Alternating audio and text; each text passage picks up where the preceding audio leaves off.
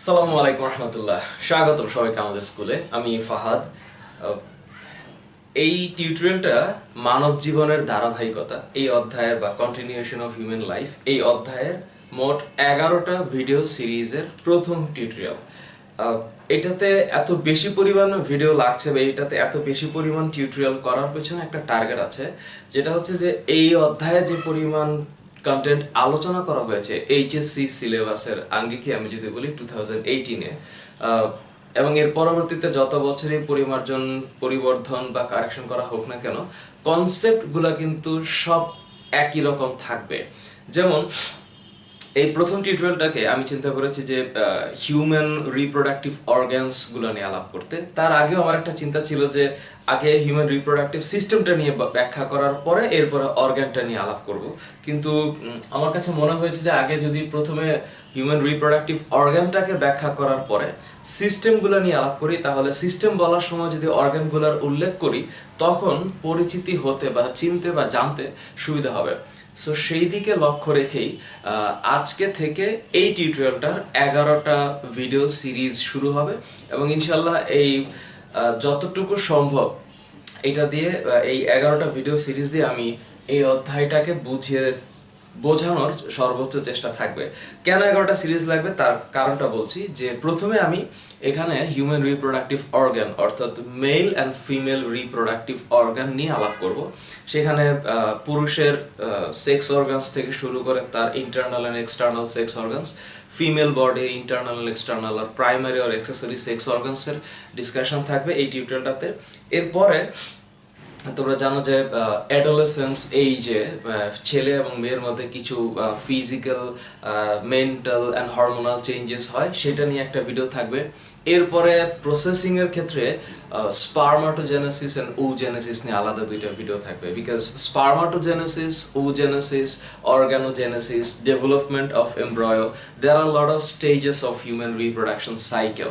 এটা নিয়ে ঠিক এই হিউম্যান রিপ্রোডাকশন সাইকেলটা নিয়ে এরপরে টিউটোরিয়ালটা থাকবে যে what are the stages of total human reproduction cycle. একদম মানে স্পারমাটোজেনেসিস থেকে শুরু করে ওজেনেসিস থেকে শুরু করে যখন স্পার্ম প্রোডাকশন হবে, দিস ইজ কল্ড স্পারমাটোজেনেসিস। ওভাম যখন বা ডিম্বাণু যখন সৃষ্টি হবে, দিস ইজ কল্ড ওজেনেসিস। স্পারমাটোজেনেসিস ওজেনেসিসের যে ফিউশন হয়, দিস ইজ কল্ড ফার্টিলাইজেশন। ফার্টিলাইজেশনের পরে জাইগোটটা যখন ডেভেলপমেন্ট হতে থাকে তখন সেখানে ব্লাস্টোসিস্ট বা blastulation, gastrulation, morula, there are lot of stages যেটা ডেভেলপমেন্ট অফ এমব্রয়ো হয়, ইমপ্লান্টেশন হয়, হ্যাঁ, প্লাসেন্টেশন হয়। সো এই স্টেজগুলোর পরে যখন একটা ফিটাস তৈরি হয়, এই যে টাইমিংটা, এই টোটাল টাইমিংটার মধ্যে মেনস্ট্রুয়েশন সাইকেল দিয়ে একটা ভিডিও আছে, মানে টিউটোরিয়াল করবো ইনশাল্লাহ, যেটা একটা ইম্পর্টেন্ট বা মেজর ফাংশনস। তারপরে এর পরের অংশে যেটা আলোচনা করা হয়েছে সেটা হচ্ছে কিভাবে ফ্যামিলি প্ল্যানিং করতে হয়। This is very important. Family planning এর দুই ধরনের স্ট্র্যাটেজি আছে, একটা হচ্ছে টেম্পোরারি আর একটা হচ্ছে পার্মানেন্ট। সো টেম্পোরারি স্ট্র্যাটেজিগুলো কি কি বইয়ের মধ্যে সবই আছে। পার্মানেন্ট স্ট্র্যাটেজি কি কি, এখানে টিউবেক্টমি, ভ্যাসেক্টমির কথা বলা হয়েছে। এরপরে আরেকটা মেজর ইম্পর্টেন্ট পড়া হচ্ছে IVF, which is in vitro fertilization. কিভাবে টেস্ট টিউব বেবি হয়, অনেকের প্রশ্ন, মানে অনেক প্রশ্ন যে কিভাবে টুইন বেবি হয়, কিভাবে টেস্ট টিউব বেবি হয়, টেস্ট টিউব বেবির ক্ষেত্রে কি কি ধরনের প্রসিডিউর আছে, কি কি কমপ্লিকেশন আছে। হ্যাঁ, দেয়ার আর লট অফ কোয়েশ্চেন্স। ইনশাআল্লাহ এগুলোর অ্যান্সার থাকবে। তবে আমি বলছি যে এখানে কিন্তু স্টেজ আছে। স্টেজ বলতে হচ্ছে এইচএসসি লেভেলে কতটুকু বোঝা যাবে বা কতটুকু পর্যন্ত বলা যাবে, আর medical first year, second year, third year, fourth year, final ইয়ারে যারা আছে তাদের তো আসলে কোনো সীমানা নাই, এদের আসলে কোনো লিমিটেশন নেই। ওই দিকে গেলে আবার হচ্ছে একটা সিস্টেম দিয়েই হচ্ছে হান্ড্রেড অর থাউজেন্ডস ভিডিও বানানো যাবে, সেটা অবশ্য এইচএসসি লেভেলে ফিজিবল না। এইচএসসি লেভেলে আমি চেষ্টা করব সব কিছুকে, এই যে আমি যতটুকু বলেছি তার মধ্যে কভার করার। এরপরের টিউটোরিয়ালটাতে থাকবে যে STD and STI, which is a sexually transmitted diseases and sexually transmitted infections। এই এসটিডি এন্ড এসটিআই এর ক্ষেত্রে তিনটা ডিজিজ পড়তে হয় এইচএসসি তে, একটা হচ্ছে সিফিলিস, গনোরিয়া এবং হচ্ছে HIV AIDS, because these are the diseases which is transmitted through sexual activities। এটাকে বলা হয় আনসেফ সেক্সুয়াল অ্যাক্টিভিটিস। এই ক্ষেত্রে সিফিলিস, গনোরিয়া তোমরা ডেফিনেটলি এই অর্গানিজমগুলোর নাম জানো, ট্রিপোনেমা প্যালিডাম, আর একটা হচ্ছে নাইজেরিয়া গনোরি, এবং এইচআইভির খুবই ওয়েল নোন একটা virus, retrovirus. This is a human immunodeficiency virus or HIV. So এই জিনিসটা নিয়ে একটা থাকবে। এরপরে এই সেক্সুয়াল ট্রান্সমিশন এবং ডিজিজের ক্ষেত্রে কি কি ধরনের অটোজোমাল ডিজিজ আছে, কি কি ধরনের টেরাটোজেনিক ডিজিজ আছে, এটা নিয়ে ব্যাখ্যা করব। এটা নিয়ে একটা আলাদা ভিডিও থাকবে, টেরাটোজেনিক ডিসঅর্ডারস। সো এই হচ্ছে অলটুগেদার 11টা টিউটোরিয়ালের একটা সাম আপ। সো এই জিনিসগুলো আলোচনায় থাকবে ইনশাল্লাহ, এবং আমি এই 11টা সিরিজ দেখার পরে তোমাদের টোটাল এই অধ্যায়টাকে বুঝতে, অধ্যায়টাতে বইটাতে যতটুকু আছে অতটুকু আমার টার্গেট না, মানে বোঝানোটা, ওটা বইয়ের মধ্যে লেখা আছে। আমি চেষ্টা করবো আরেকটু এক্সটেন্ডেড লেভেলে করে জিনিসটাকে তোমাদের সামনে প্রেজেন্ট করতে। সো ফার্স্ট অফ অল, আমি যদি এই টিউটোরিয়ালটার এই টাইটেলটাকে চিন্তা করি যে this human reproductive organs.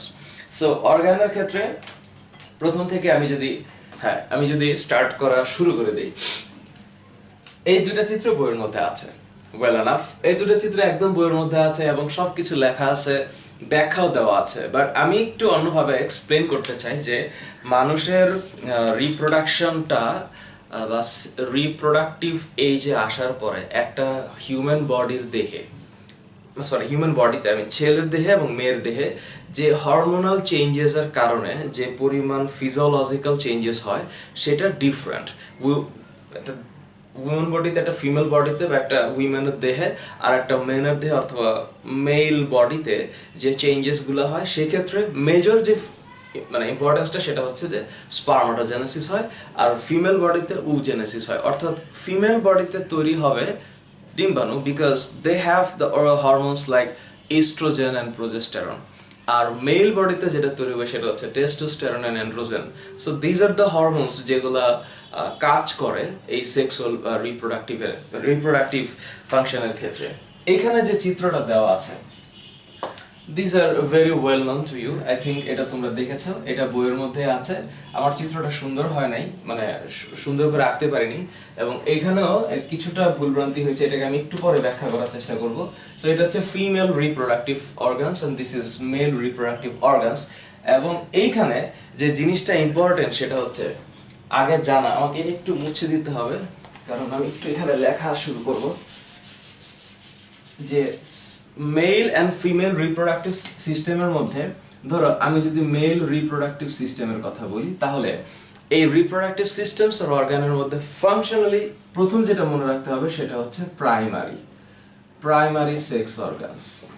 So primary sex organs বলতে আমরা প্রথমে যেটাকে বুঝি সেটা হচ্ছে টেস্টিস। এখন এই যে টেস্টিসের ক্ষেত্রে these are the primary sex organ, because এই যে এখানে যে দুইটা অংশ দেখতে পাচ্ছ, এই দুইটা ওভাল শেপড অর্গান, এটা কিন্তু হিউম্যান বডিতে, মেল বডিতে এটা কিন্তু একটা মেজর ফাংশন প্লে করছে in terms of reproduction. So testis is another thing. এরপরে আমি যদি অ্যাক্সেসরি সেক্স অর্গানসের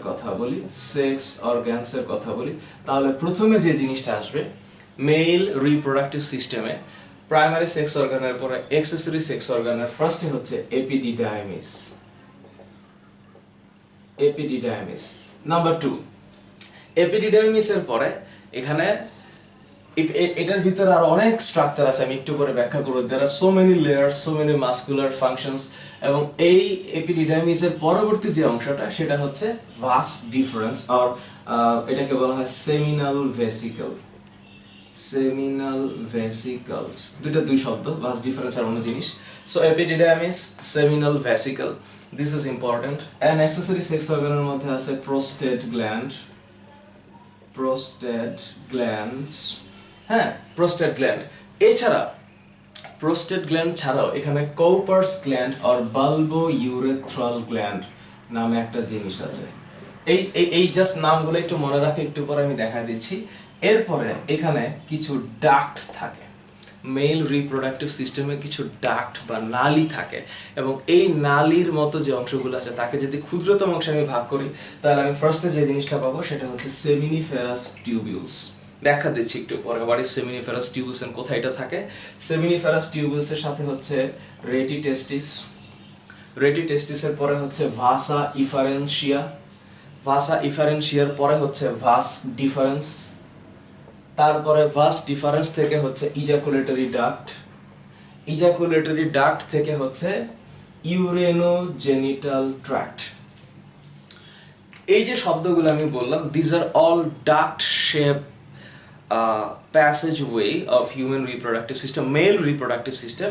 এবং এই যে এখানে আরো অনেক আছে, আমি জাস্ট একদম প্রাইমারি এবং বেসিক লেভেলে কয়েকটা কথা বলছি। সো প্রাইমারি সেক্স অর্গানে একটা মেল রিপ্রোডাক্টিভ সিস্টেমের প্রাইমারি সেক্স অর্গান যেহেতু টেস্টিস, আমাদের মেল বডিতে দুই মানে অ্যাবডোমেনের বাইরে, আমাদের যে অ্যাবডোমেনটা আছে মানে পেট যেটা আছে এইটার বাইরে দুই পায়ের মাঝখানে যে ঝুলে থাকা অংশটা, সেটার মধ্যেই হচ্ছে দুইটা ওভাল শেপড অর্গান থাকে, দিস ইজ কল্ড টেস্টিস।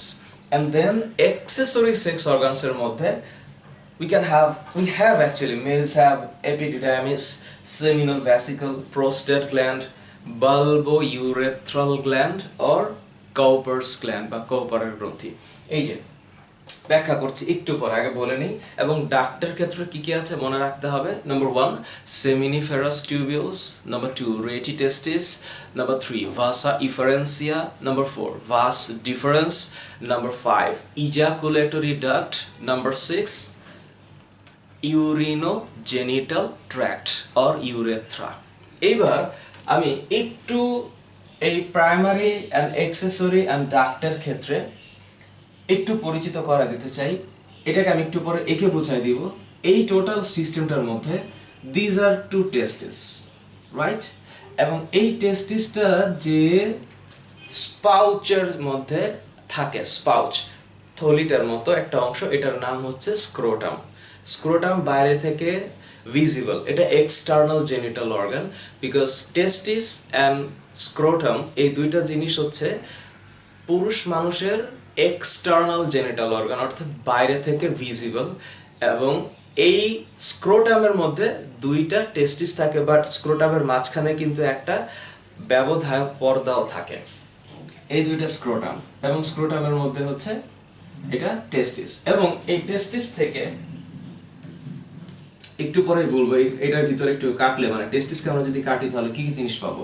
টেস্টিসের ভিতর থেকে এখান থেকে যে নালীটা শুরু হয়েছে এটার নাম হচ্ছে এপিডিডাইমিস। এপিডিডাইমিসটা আসলে অনেক বড়, মানে এটা অলমোস্ট 6 মিটার লং এবং অনেক পেঁচানো এপিডিডাইমিস।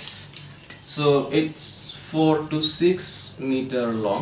এবং এই এপিডিডাইমিসের পরে যে নালীটা যুক্ত হয়ে এটা এই যে উপরের দিকে ইনভার্স হয়ে চলে গেছে, এই নালীটার নাম হচ্ছে ভাস ডিফারেন্স। এটা হচ্ছে 40 to 50 সেন্টিমিটার লং। সো এই ভাস ডিফারেন্সটা যখন আইসা এই জায়গাটাতে এই পর্যন্ত উঠেছে, দিস ইজ অ্যাবডোমিনাল পার্ট, কারণ এটা হচ্ছে আমাদের ইউরিনারি ব্লাডার, অর্থাৎ আমাদের মূত্রথলি।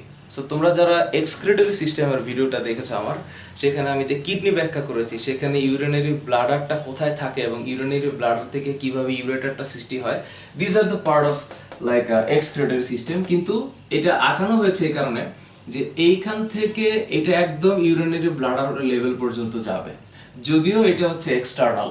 আমি এটাকে আরো একটু পরে ব্যাখ্যা করছি। এই জিনিসটা একদম উপর পর্যন্ত গিয়ে তারপরে ও হচ্ছে নিচের দিকে একটা লুপ ক্রিয়েট করে, এবং লুপ ক্রিয়েট করে ও যখন আইসা এই জায়গাটার মধ্যে আসবে, এখানে ওর একটা স্ফীত অংশ তৈরি হয়, এবং এই স্ফীত অংশটার নাম হচ্ছে অ্যাম্পুলা। স্ফীত অংশটার নাম অ্যাম্পুলা। এবং অ্যাম্পুলার পরে এই যে এখানে যেই মানে গ্রন্থিটা দেখা যাচ্ছে বা যে অংশটা দেখা যাচ্ছে, this is important, this is called seminal vesicle. এবং এই সেমিনাল ভ্যাসিকল দুই পাশে দুইটা, এবং সেমিনাল ভ্যাসিকল থেকে যে নালীটা এখানে আসছে ঢুকে গেছে, this is called ejaculatory duct. This is called ejaculatory duct. 19 millimetre লম্বা, 3 মিলিমিটার ব্যাসের। সো এই ইজাকুলেটরি ডাক্ট এসে এই জায়গায় একটা কমন ওপেনিং এ এটা বের হয়েছে, এবং এইখান থেকে এই যেখানে নাশপাতি আকৃতির যে গ্রন্থিটা দেখা যাচ্ছে সেটা শুধুমাত্র পুরুষের দেহে থাকে, this is prostate, prostate gland. এবং এই প্রোস্টেট গ্ল্যান্ড থেকে নিচের দিকে আসার সময় এই যে কমন ট্র্যাক্ট তৈরি হয়েছে, এই কমন ট্র্যাক্টের মধ্যে দিয়ে ইউরিনারি ব্লাডার থেকে ইউরিনও আসে এখান দিয়ে, মানে মূত্র এই পাশ দিয়ে একই রাস্তা দিয়ে আসে। ঠিক এই টেস্টিস থেকে উৎপন্ন স্পার্ম যখন এখান দিয়ে গো থ্রু করে এবং ও যখন এখান দিয়ে আসে একই পথেই স্পার্মও আসে। এই কারণে this tract, common tract, is called urinogenital or urinogenital tract because it both carries the sperm and urine. So এইটা যখন আইসা এখানে আসে, এই জিনিসটা বাইরে থেকে এই যে টোটাল ইউরেথ্রাটা, এটা হচ্ছে টোটাল 20 সেন্টিমিটার লং। সো এই 20 সেন্টিমিটার লং এই ইউরেথ্রার বাইরে, মানে ঠিক এক্সটার্নাল জেনিটাল অর্গানটা হিউম্যান বডির বাইরে যে অংশটা থাকে, এটা কিছু টিস্যু দ্বারা তৈরি থাকে। This is called erectile tissue. এই যে ইরেকটাইল টিস্যু, বিকজ ইরেকশন মানে হচ্ছে উত্থিত হওয়া, সোজা হওয়া। সো এই যে সোজা হওয়া বা হচ্ছে গিয়ে যেটাকে বলে মানে দৃঢ় হওয়া, এই দৃঢ় হওয়ার একটা বৈশিষ্ট্য হচ্ছে এই erectile tissues, because they can actually erect না হলে, এটা আমি ব্যাখ্যা করব এটাকে যখন ডিজিজের ব্যাপারে বলবো। there are some diseases called erectile dysfunction when it cannot erect to the optimum level. This is called erectile dysfunction. So study করার ক্ষেত্রে this is all about human physiology, it's all about the normal functions of human body which is universally true. So আমি personally যেটা feel করি, স্টুডেন্টের ভিতরে এক ধরনের জড়তা কাজ করে এবং এটা পড়ার সময় বা এটা পড়ানোর সময় কেন যেন স্টুডেন্টের ভিতরে এক ধরনের স্টুডেন্টের খুব হাসি পায়, আরেক ধরনের স্টুডেন্ট খুব চেপে যায়, বা কিছু একটা মেন্টাল চেঞ্জ হয় যখন এই জিনিসগুলো নিয়ে আলাপ করা হয়। বাট এই কাস্টমটা, এই সিস্টেমটা, এই ট্রেন্ডটাকে চেঞ্জ করতে হবে। একটা টিচার যখন একটা স্টুডেন্টকে যখন সালোক সংশ্লেষণের C3 সাইকেল, C4 সাইকেল বা ETS or like crave cycle বোঝানোর সময় যেমন সবাই একরকম থাকে, ওই জায়গায় যদি এই সিস্টেমটাকে পড়ানো হয় তখন কিন্তু সিনারিওটা কেমন যেন একটা চেঞ্জ হয়। এই চেঞ্জটা হতে দেওয়া যাবে না। এইখানে যেটা করতে হবে, এটাকে প্রত্যেকটা জিনিসকে স্টাডির মতো করে নিতে হবে। আই হোপ যারা এই মুহূর্তে এই টিউটোরিয়ালটা দেখছো তাদের মধ্যে এই চেঞ্জটা অ্যাটলিস্ট আসবে, কারণ these are all about your parts, your accessory parts, your primary parts, your essential parts of your human life. So এখানে মানে আমি একটু বলে নিলাম মাঝখানে, হাসাহাসি করার বা জড়তা অনুভব করার কোনো প্রয়োজন নাই বা কোনো দরকার নাই। সো এটা যে ইরেকশন হয়, ইরেকশন হওয়ার পরে এখানে কিন্তু অনেক মানে বাইরের দিকে যে লেয়ারটা, এটার নাম হচ্ছে মানে এই যে মাসেল লেয়ারটা থাকে, এখানে অনেক এটা অ্যাকচুয়ালি এক্সট্রিমলি ভাস্কুলার, মানে অনেক রক্ত নালী এখানে থাকে। এবং এই পেনিস যে অংশটা, যেটা হচ্ছে বাইরে থেকে ভিজিবল, এই পেনিস অংশটার একদম লাস্ট দিকে, লাস্ট পোর্শনটার মধ্যে এসে যেই চামড়াটা থাকে, দিস ইজ কল্ড, এটাকে বলা হচ্ছে প্রিপিউস। This is actually প্রিপিউস।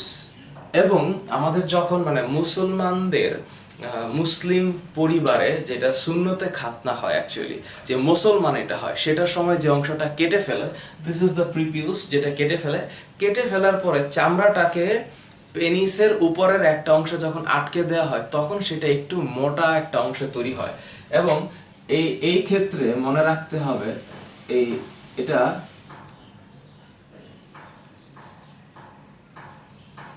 হ্যাঁ, এই যে মোটা একটা অংশ, এটা অবশ্য এটা আমি এইভাবে সার্কুলার করে দিতে পারি। এই যে মোটা অংশটা তৈরি হয়, এই বাইরের দিকের যে অংশটা, এখানে কোনো স্কিন লাগানো থাকে না। So this is called glans penis. This is called glans penis because এই সুন্নতে খাতনা করার সময় বা মুসলমানি করার সময় এই অংশটাকে এই জন্য কাটা হয়, বিকজ এখানে একটা পবিত্রতার একটা বিষয় থাকে। কারণ মুসলমান হিসেবে আমাদের 5 ওয়াক্ত নামাজ পড়াটা ফরজ। সো সৃষ্টিকর্তার কাছে দাঁড়াতে হলে, সৃষ্টিকর্তার কাছে অবনত চিত্তে দাঁড়াতে গেলে প্রতিদিন ফরজ 5 ওয়াক্ত নামাজ পড়ার জন্য আমাদের সর্বপ্রথম যে জিনিসটা অর্জন করতে হবে সেটা হচ্ছে পবিত্রতা। এবং পবিত্রতা অর্জন করার জন্য দিস ইজ অ্যানাদার ওয়ে, যখন ইউরিনেশন করে মানুষ, তখন সেখান থেকে সঠিকভাবে সহি কায়দায় সেখান থেকে পবিত্র হয়ে তারপরে ইসে করতে হবে। ইভেন এই পবিত্রতার জন্যই কিন্তু এটা কাটা হয়, এবং এই কাটা হওয়ার পরে এই যে দৈহিক পবিত্রতা এবং আত্মিক পবিত্রতা, এটাও কিন্তু জীবনের একটা লক্ষ্য। এই পবিত্র হয়ে কিন্তু সৃষ্টিকর্তার কাছে আমাদের সামনে যেতে হবে। So this is all about, এই যে বলে না ইসলাম একটা সম্পূর্ণ জীবন ব্যবস্থা। সো সায়েন্স যদি এখানে একটু জুড়ে দেই, এবং সায়েন্সের সাথেই তো আমাদের রিলেশন সবচেয়ে বেশি। সো দ্যাট ইজ ওয়াই এই জিনিসটা কাটা হয়। সো অনেকের হচ্ছে এই সকল ব্যাপারে অনেক ভ্রান্ত ধারণা থাকে। এই কথাটা আমি বলে ফেললাম এই কারণে, কারণ আমি যতটুকু জায়গায় মিশেছি, কথা বলেছি, পড়িয়েছি, তখন আমার ভিতরে এই পরিমাণ ফিলিংটা কাজ করে যে স্টুডেন্টের অনেক ধরনের প্রশ্ন থাকে যেটা এরা এনভায়রনমেন্ট না দিলে করতে পারে না। যখন আমি ওদেরকে দিই তখন তারা যে প্রশ্ন করে আমাকে, সেই বেসিসে আমি এখন কথা বলছি। So this is glance penis and this is all about penis. এবার এখানে আমি যদি বলি structure, so this is urinary bladder বা মূত্রথলি। ইউরিনারি ব্লাডার থেকে এই যে উপরের দিকে এখানে হচ্ছে দুইটা কিডনি, হ্যাঁ, এই দুইটা কিডনি থেকে দুইটা ইউরেটার হয়ে এইখানে ইউরিনারি ব্লাডারে ঢুকলো, এবং ইউরিনারি ব্লাডার থেকে যে নালী পথে এটা নিচের দিকে আসবে, দিস ইজ কল ইউরেথ্রা। এবং একই পথে হচ্ছে স্পার্ম থ্রু করে, so this is call urinogenital tract. এবং এটা হচ্ছে স্ক্রোটাম, ব্যাখ্যা করব একটু পরে। স্ক্রোটামের ভিতরে থাকে হচ্ছে টেস্টিস, টেস্টিস থেকে হচ্ছে এপিডিডাইমিস, এটা এপিডিডাইমিস। এপিডিডাইমিস থেকে শুরু করে এটা হচ্ছে টোটাল 6 মিটার, 6 মিটার, অনেক বড় প্যাচানো, অনেক প্যাচানো, 6 মিটার লং। এরপর থেকে এটা হচ্ছে এই যে এটা 20 সেন্টিমিটার না, 20 সেন্টিমিটার না, এটা হচ্ছে গিয়ে 50 সেন্টিমিটার, 40 to 50 সেন্টিমিটার লং। এটা হচ্ছে ভাস্ট ডিফারেন্সটা গিয়ে একদম অ্যাবডোমেন পর্যন্ত যায়। সেখান থেকে আবার একটা সে লুপ ক্রিয়েট করে সে যে স্ফীত অংশটা তৈরি হয় তার নাম হচ্ছে অ্যাম্পুলা। অ্যাম্পুলা থেকে ও যখন সেমিনাল ভেসিকল গঠন করে, সেমিনাল ভেসিকল ওপেনিংটা করে, ওপেনিং আইসা এই যে মাঝখানে সেমিনাল ভেসিকলের গোড়া থেকে এই পর্যন্ত যে নালীটা, এটার নাম হচ্ছে ইজাকুলেটরি ডাক্ট। ইজাকুলেটরি ডাক্ট থেকে এইটা একদম নিচের দিকে যেটা, এটা হচ্ছে ইউরেথ্রা। এবং এই ইউরেথ্রার আসার আগে মাঝখানে দুইটা গ্ল্যান্ড থাকে একজোড়া, এটার নাম হচ্ছে বালবো ইউরেথ্রাল গ্ল্যান্ড, বিকজ এগুলো হচ্ছে মিউকাস সিক্রেশন করে। যখন সেক্সুয়াল ইন্টারকোর্স হবে, তখন স্পার্ম যখন যাবে, তখন তার সাথে মিউকাসকে বা একটা থকথকে পদার্থকে নিঃসৃত করে দেওয়া হচ্ছে ওর কাজ। এবং এটা প্রোস্টেট গ্ল্যান্ডেরও কাজ।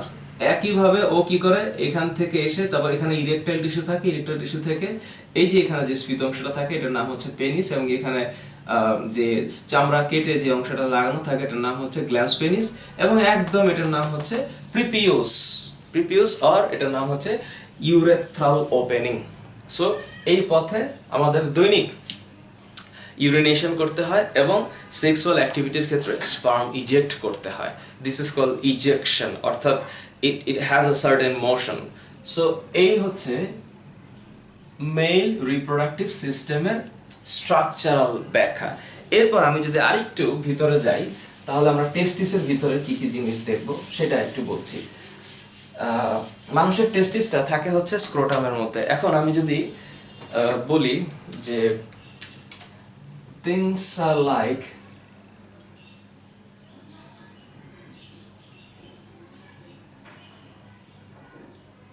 আচ্ছা, ধরো এটা হচ্ছে এই রকম স্ক্রোটাম। আচ্ছা, এখন প্রশ্ন করতে পারে অনেকে যে এরকম উঁচা নিচা হইলো কেন? This is pretty much obvious because left, আচ্ছা তোমাদের দিক থেকে এটা লেফট মনে হচ্ছে, লেফট যে স্ক্রোটাল বা লেফট যে টেস্টিসটা থাকে এইটা কিন্তু রাইট টেস্টিসের চেয়ে নিচে থাকে এবং বড় থাকে, এবং এখানে কিন্তু লেভেলের একটা বিষয় আছে। এটার যে লেভেল আর এটার যে লেভেল এটা কিন্তু এক না। সুতরাং লেফট টেস্টিসটা মানে বাম পাশের টেস্টিসটা ডান পাশের টেস্টিসের তুলনায় বড়, এবং টেস্টিসের ওজন হচ্ছে মোরলেস, আচ্ছা টেস্টিস নিয়ে একটু বলি আগে।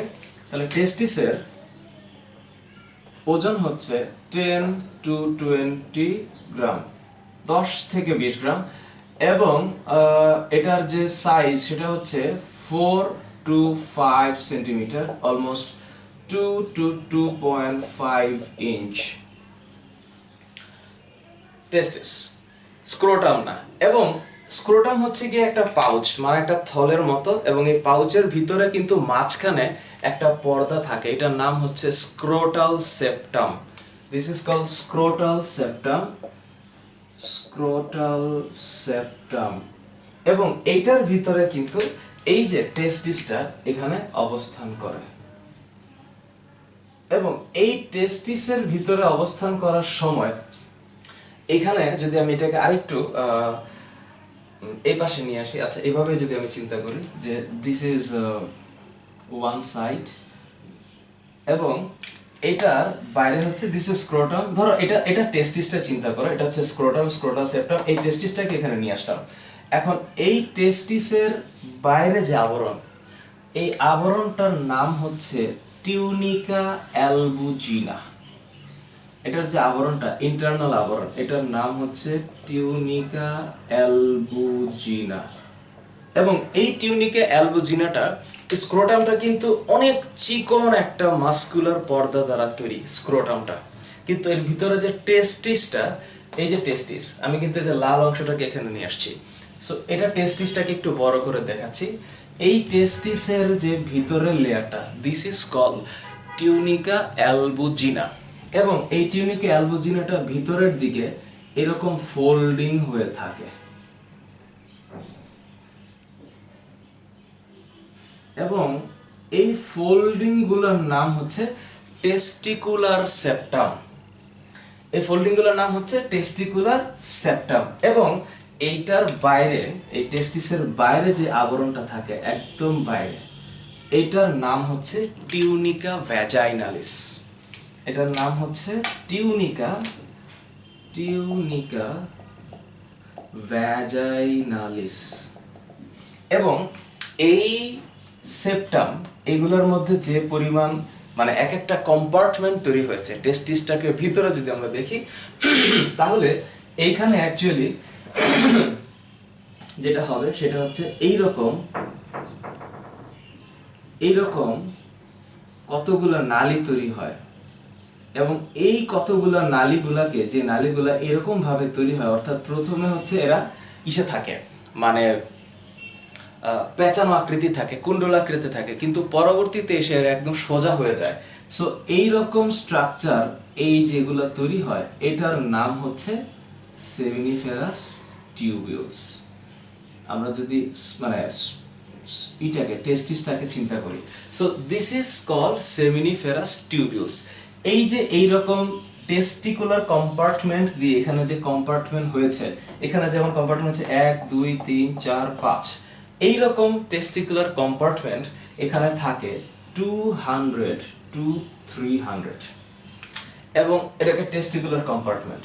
এবং এই টেস্টিকুলার কম্পার্টমেন্টের এক একটার মধ্যে আমি এখানে যেমন 2টা করে দিয়েছি, এরকম সেমিনিফেরাস টিউবিউলস থাকে প্রতিটার মধ্যে 1টা থেকে 3টা পার testicular compartment. So the maximum level এখানে 900 seminiferous tubules থাকতে পারে একটা টেস্টিসের ভিতরে, 900টা seminiferous tubules। এবং এই seminiferous tubules গুলা এখানে এসে একটা কমন চ্যানেল তৈরি করে বা নেটওয়ার্ক তৈরি করে, এবং এই নেটওয়ার্কটা এইরকম। এবং এই যে নেটওয়ার্কটা এখানে তৈরি করলো, অর্থাৎ প্রত্যেকটা সেমিনিফেরাস টিউবিউলস থেকে, মানে সেমিনিফেরাস টিউবিউলস হচ্ছে সেই টিউবিউল যেখানে স্পারমাটোজেনেসিস হবে, অর্থাৎ এইটার ভিতরেই কিন্তু স্পার্ম তৈরি হবে সেমিনিফেরাস টিউবিউলসের ভিতরে। এবং এই স্পার্মটা এই যে এখানে যে কমন চ্যানেলের মধ্যে এসে লাগলো, এই জায়গাটার নাম হচ্ছে রেটিটেস্টিস। রেটিটেস্টিস। এবং এই রেটিটেস্টিসটা আইসা এইখানে চিকন চিকন কতগুলো নালীতে বিভক্ত হবে, এবং এই চিকন চিকন নালীগুলোকে বলা হয়, মানে এগুলা সব গিয়ে ডিরেক্টলি এইখানে যুক্ত হবে। এই চিকন চিকন নালীগুলোকে বলা হয় ভাসা ইফারেনশিয়া। দিস ইজ কল্ড ভাসা ইফারেনশিয়া। এবং এই ভাসা ইফারেনশিয়াটা পরবর্তীতে মানে হয়ে লম্বা হয়ে এইখানে যে নালীটা তৈরি করবে, এটার নাম হচ্ছে এই যে নালীটা, এই যে এটা আমি যদি ছোট্ট করে আঁকাই, তাহলে এই যে এইরকম করে এখানে যে জিনিসটা চলে যাচ্ছে, এইটার নাম হচ্ছে এপিডিডাইমিস। This is epididymis. তাহলে এই যে এপিডিডাইমিস, এই এপিডিডাইমিসের আবার কিন্তু তিনটা পার্ট আছে, হেড, বডি অ্যান্ড টেল।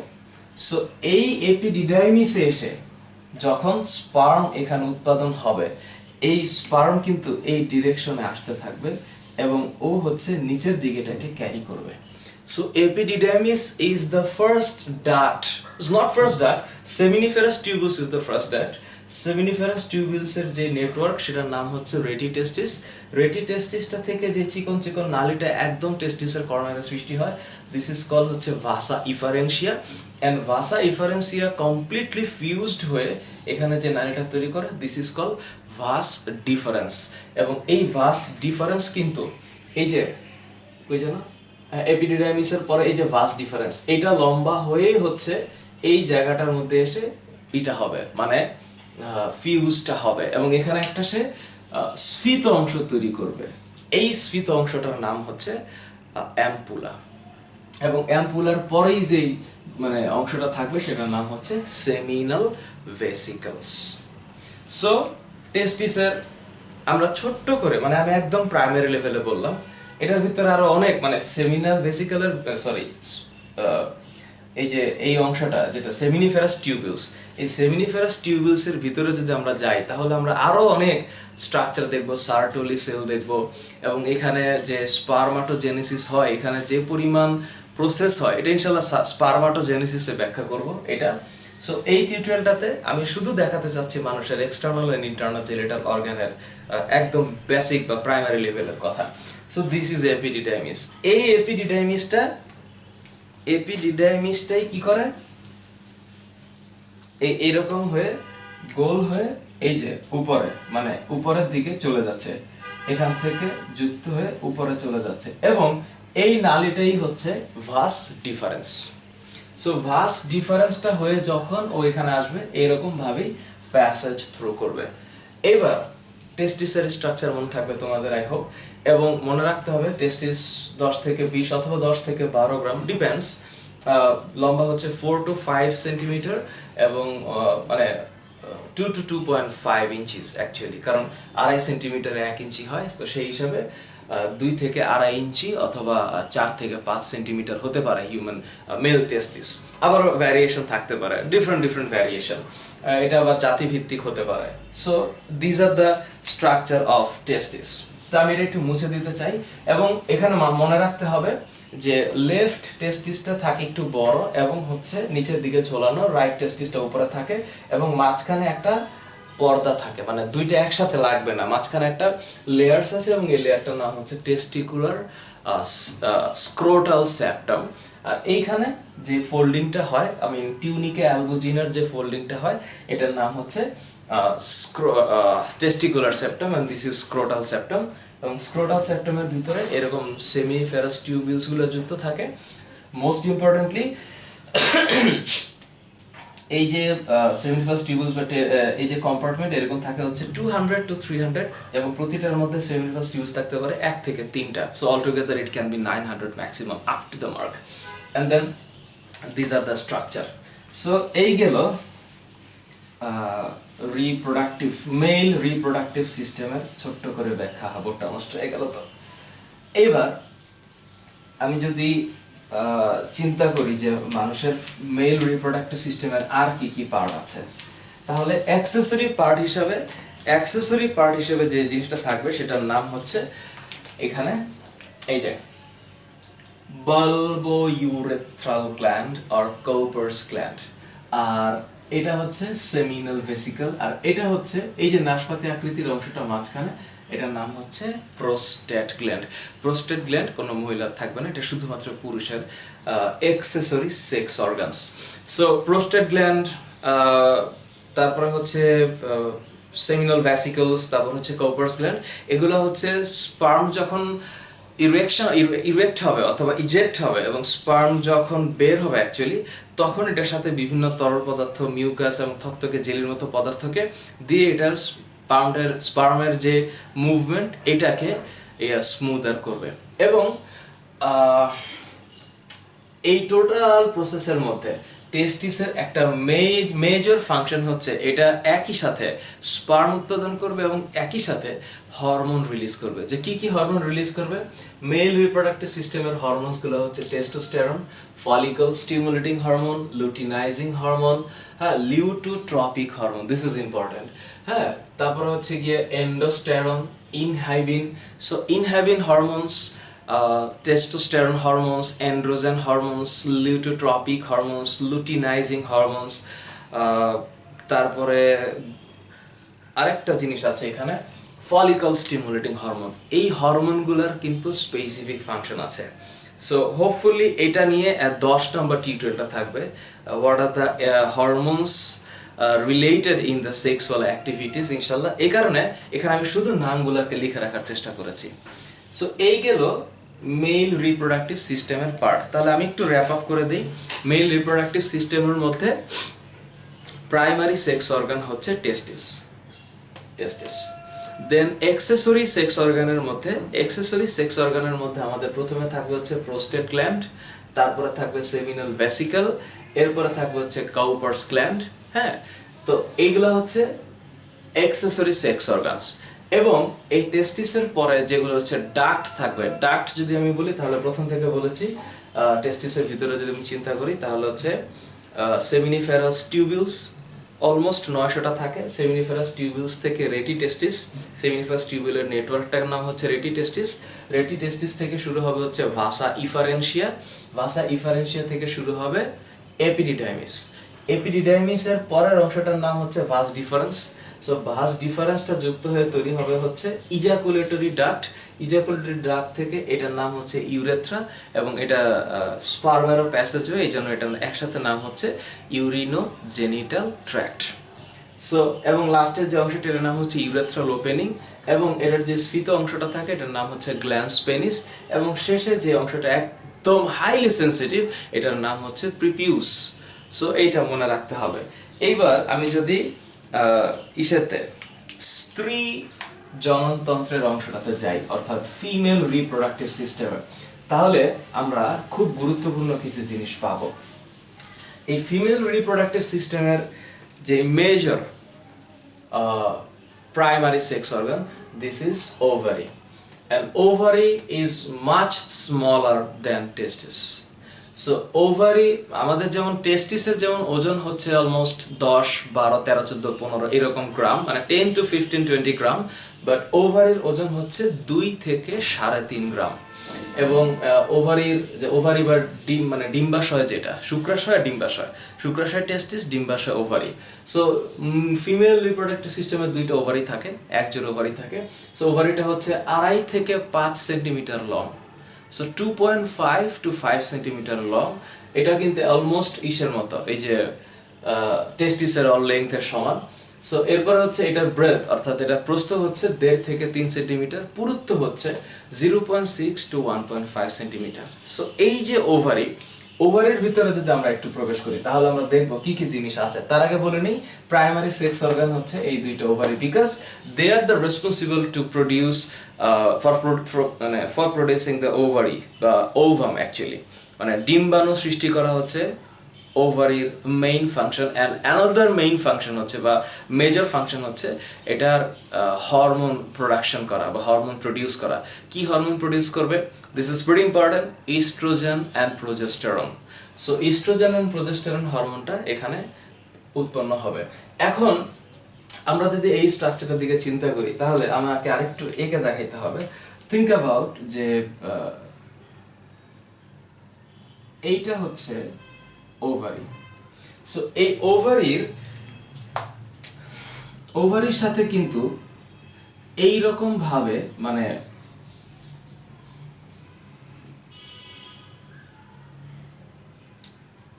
যুক্ত হয়ে এইখানে এসে এইখানে তৈরি হবে হচ্ছে ইউটেরাস। আমার আঁকানোটা একটু বাঁকা হয়ে গেল, হোপফুলি কেমন যেন হয়ে গেছে। Let's make it concise.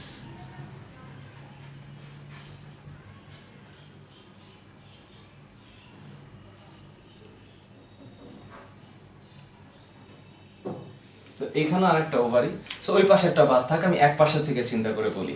So এই যে ওভারি, সেম জিনিসটাই, এই ওভারির এটা হচ্ছে ডিম্বাশয়, হ্যাঁ। এখন এই ডিম্বাশয়ে ডিম্বাণু উৎপন্ন হবে, এবং এই ডিম্বাণু উৎপন্ন হওয়ার কিন্তু একটা সাইকেল আছে, this is called menstrual cycle, যেটা হচ্ছে প্রতি 28 দিন পর পর হয়, এবং এখানে একটা মেজর চেঞ্জেস হয়। নাও থিঙ্ক অ্যাবাউট, এটাকে আরেকটু বড় করে আগাইতে হবে, কেমন যেন দেখা যাচ্ছে আমার কাছে। ওকে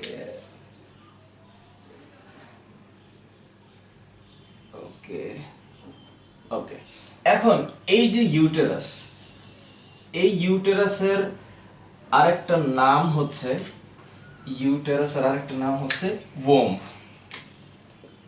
ইউটেরাস আরেকটা হচ্ছে ওম্ব। এখন এই যে ওভারি, এই ওভারির উপরে যে আঙ্গুলের মতো অভিক্ষেপগুলো থাকে, এই যে ওভারি তো ওভাম সিক্রেশন করবে, তো ওভাম সিক্রেশন করার জন্য ওর কিছু ওপেনিং লাগবে। এই ওপেনিং এর সাথে যে আঙ্গুলের মতো অভিক্ষেপ, এটার নাম হচ্ছে ফিমব্রিয়া।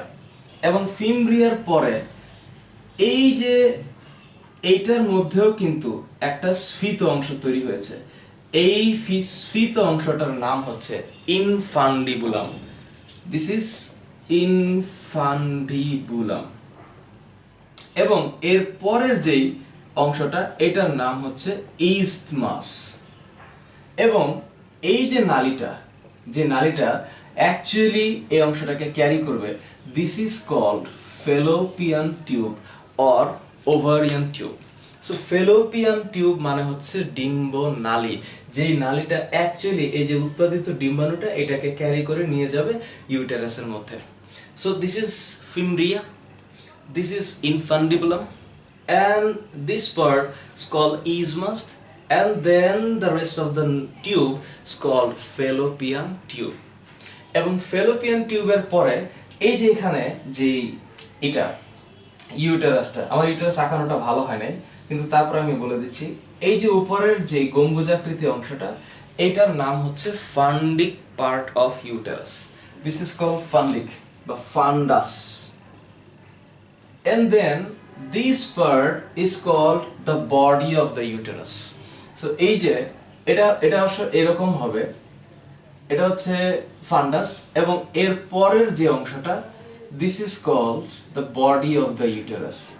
And then এই যে পরের যে মাঝখানের পার্টটা, মানে শেষের পার্টটা, যেটাকে বলা হয় যে ইউটেরাসের যে মুখ, এইটার নাম হচ্ছে cervix. So cervix, the body part and the fundus, এই তিনটা পার্ট দিয়ে ইউটেরাস গঠিত। এবং মোস্ট ইম্পর্টেন্টলি ইউটেরাসের ভিতরে তিনটা লেয়ার আছে, মানে ইউটেরাসের যেই বডিটা, এটার মধ্যে তিনটা লেয়ার আছে। সো এই তিনটা লেয়ারের মধ্যে একদম বাইরে যে লেয়ারটা, এটার নাম হচ্ছে পেরিমেট্রিয়াম। পেরিমেট্রিয়াম, আমি সবসময় বলেছি পেরি শব্দটার মানে হচ্ছে চারপাশে, যেমন আমাদের অ্যাবডোমিনাল ক্যাভিটিতে যে লেয়ারটা থাকে, দিস ইজ কল্ড পেরিটোনিয়াম। আমাদের হৃৎপিণ্ডের মধ্যে যে আবরণটা থাকে চারপাশে, this is called pericardium. So এরকম ভাবে পেরি শব্দটার নাম হচ্ছে চারপাশে। ঠিক যেমন ফুলের গর্ভাশয়ের চারপাশে যদি বিভিন্ন স্তবক থাকে, এটাকে বলা হয় perigynous. So it's all about the word peri means the surrounding part. So this is perimetrium. এরপরে এটা হচ্ছে বাইরের যে লেয়ারটা, এরপরে যে এক্সট্রিমলি ভাস্কুলার যে লেয়ারটা, এটার নাম হচ্ছে, মানে মাঝখানের যে লেয়ারটা, এটার নাম হচ্ছে মায়োমেট্রিয়াম। এবং এরপরে ভিতরে যেই লেয়ারটা, মানে ফোল্ডিং লেয়ারটা, এবং হচ্ছে ভাস্কুলার না, এটা হচ্ছে extremely muscular layer. And then এই লেয়ারটার নাম, যেটা ভিতরের দিকে আছে, এটার নাম হচ্ছে এন্ডোমেট্রিয়াম। সো ইউটেরাসের বাইরের পার্টটার নাম পেরিমেট্রিয়াম, মাঝখানেরটার নাম হচ্ছে মায়োমেট্রিয়াম, এন্ড ভিতরেরটা হচ্ছে এন্ডোমেট্রিয়াম। এবং এই এন্ডোমেট্রিয়ামের মধ্যেই কিন্তু নিষেক যখন হবে, তখন এখানে ইমপ্লান্টেশন হবে। ইমপ্লান্টেশন মানে হচ্ছে প্রতিস্থাপন। এটা অবশ্য একটা মেজর পার্ট, এবং এটাকে আমি পরে ব্যাখ্যা করব, কারণ মানে এটা নিয়ে যদি আমাকে একটা ক্লাস নিতে দেওয়া হয় তাহলে হয়তো 12 আওয়ার্স লম্বা সেশন করা যাবে, লম্বা 12 ঘন্টা ধরে বলা যাবে, এবং তাতেও হয়তো 10%ও কভার করা যাবে না যদি হিউম্যান রিপ্রোডাক্টিভ সিস্টেমকে ব্যাখ্যা করতে বলা হয়, because this is extremely vast একটা জিনিস। সো আমি প্রাইমারি লেভেলে চিন্তা করে তোমাদের সাথে কথা বলছি এইচএসসি সিলেবাসটাকে কভার করার জন্য, এবং যদি কোনো প্রশ্ন আসে ইন্টারমিডিয়েটে এবং মেডিকেল অ্যাডমিশন টেস্টের জন্য সেই জায়গাটাতে প্রিপেয়ার করার জন্য বলছি। So this is ovary. So ovary is one type of gland যেটা রিলিজ করে, হরমোন রিলিজ করে এবং সাথে ওভাম প্রডিউস করে। সো ওভামটা এই ফিমব্রিয়া দিয়ে, ফিমব্রিয়া থেকে ইনফান্ডিবুলাম হয়ে, ইনফান্ডিবুলাম থেকে ইজমাস হয়ে, ইজমাস থেকে ফ্যালোপিয়ান টিউব হয়ে, ফ্যালোপিয়ান টিউব থেকে এসে এই জায়গাটাতে ইউটেরাসের মধ্যে আসে, এবং ইউটেরাসের সার্ভিক্সের পরে এই যে এখানে ভ্যাজাইনাটা থাকে, দিস ইজ কল্ড ভ্যাজাইনা, যেটা দিয়ে actually this is one type of opening. So এই ওপেনিংটা দিয়ে ইউটেরাসটাতে স্পার্ম দিতে হয় এখন যখন সেক্সুয়াল রিপ্রোডাকশনের ক্ষেত্রে। সো এই যে 8 to 10 সেন্টিমিটার লং যে স্পেসটা, এটার নাম হচ্ছে ভ্যাজাইনা, এবং ভ্যাজাইনার যে ওপেনিংটা থাকে এটা হচ্ছে this is called opening of the vagina, এবং ওপেনিং অফ দ্য ভ্যাজাইনার মধ্যে একটা মেমব্রেন থাকে in terms of in case of এটাকে কি বলে ভার্জিন উইমেন, যাদের এই একটা পর্দা থাকে যে পর্দার নাম হচ্ছে hymen.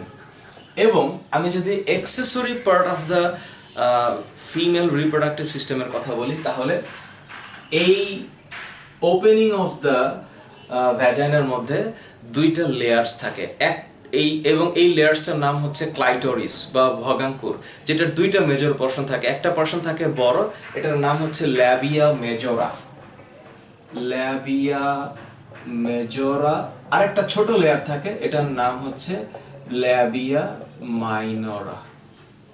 So labia majora and labia minora এই দুইটাকে কনসিস্ট করেই হচ্ছে ক্লাইটোরিস বা ভগাঙ্কুরটা তৈরি, যেটা হচ্ছে in front of the opening of the ভ্যাজাইনাতে থাকে, and it's actually helps to make pleasure of sexual intercourse while both male and female are doing the same things.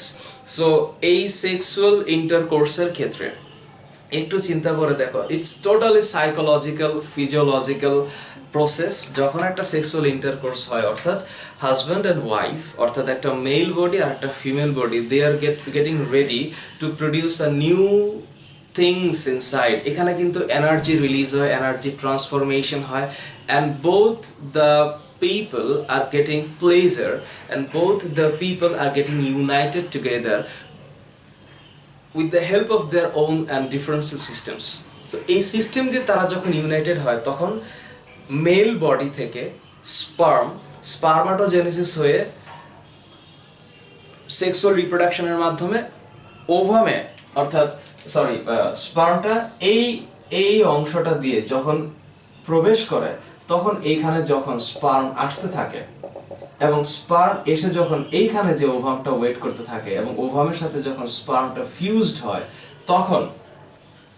তখনই জাইগোটটা সৃষ্টি হতে থাকে, এবং জাইগোট সৃষ্টি হওয়ার পরে এটা যখন মাইটোটিক সেল ডিভিশনের মাধ্যমে বিভিন্ন স্টেজে এটা মানে একটা পর্যায়ে চলে যায়, তখন উইদিন 6 to 9 days এটা এই জরায়ুর এন্ডোমেট্রিয়ামের কোনো একটা অংশে সংস্থাপিত বা ইমপ্লান্টেশন হতে হবে, এবং সেখান থেকেই প্লাসেন্টা সৃষ্টির প্রক্রিয়াটা শুরু হয়, অর্থাৎ ফেটাল ডেভেলপমেন্টটা স্টার্ট হয়। অ্যান্ড ফেটাল ডেভেলপমেন্ট স্টার্টের ক্ষেত্রে দেয়ার আর আ সিকোয়েন্সিয়াল কমপ্লেক্স প্রসেস, যে গ্যাস্ট্রুলেশন হবে, অর্গানোজেনেসিস হবে, 3টা লেয়ার হবে, এক্টোডার্ম, এন্ডোডার্ম, মেসোডার্ম হবে, তারপর এক্টোডার্ম, এন্ডোডার্ম, মেসোডার্ম থেকে ডিফারেন্ট অর্গানসগুলো সৃষ্টি হতে থাকবে, and at the end of the 9 months, actually 36 to 42 weeks, দেন এটা প্রেগন্যান্সি লাইফের শেষ পর্যায়ে এসে একটা নিউ বেবি হবে। সো এখানে টোটাল প্রসেসটা খুব এক লাইনে বলে ফেললাম আমি, কিন্তু মাঝখানে অনেক কথা আছে, অনেক ডিসঅর্ডার আছে, অনেক ধরনের ব্যাখ্যা এখানে আছে, then I will explain it ইনশাল্লাহ।